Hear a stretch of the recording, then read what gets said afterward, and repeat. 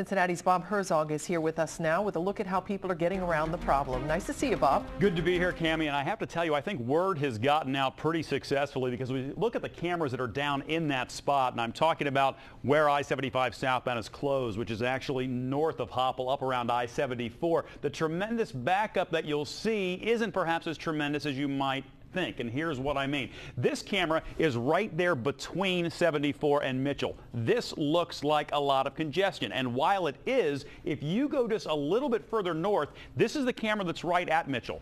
That's southbound 75. There's nobody on it. People are not waiting that long to continue on 75 southbound before abandoning that section of interstate and getting over to I-71. Now, my partner in crime, Jen Dalton from Good Morning Cincinnati, and I have sort of been pounding the drum on staying off of I-75 as much as possible. She went out this afternoon to kind of get a feel for it herself, and she joins us now on the phone. Jen, you were on 71 and had to head across the lateral to get to I-75 heading to the north side. What can you tell us about that trip?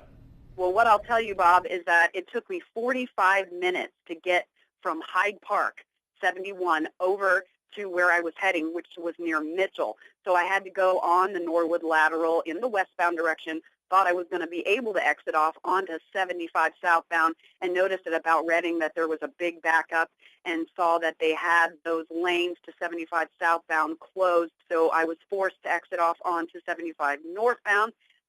It's in the middle of rush hour, so everybody's going 75 northbound, and I ended up getting off at Town Street. A lot of folks were doing that, or getting off at Paddock. You have to reroute yourself depending on where you're trying to go. So the big thing here to note is that the southbound ramp to 75 is now shut down from the Norwood Lateral heading westbound. And Bob, I'm not sure if they've done that to try to prevent extra pressure going on 75 in the southbound direction. I do notice that on the ODOT website that they do officially have that ramp closed, so I don't think it's because of an accident, but I did want to let people know to avoid that if they can, because when I was there about 45 minutes ago, it was solid from Reading all the way to 75 at this point, and again, you had to exit off northbound, but I imagine at this point things are probably backed up to 71, so avoid the lateral heading towards 75 southbound if you can at this time.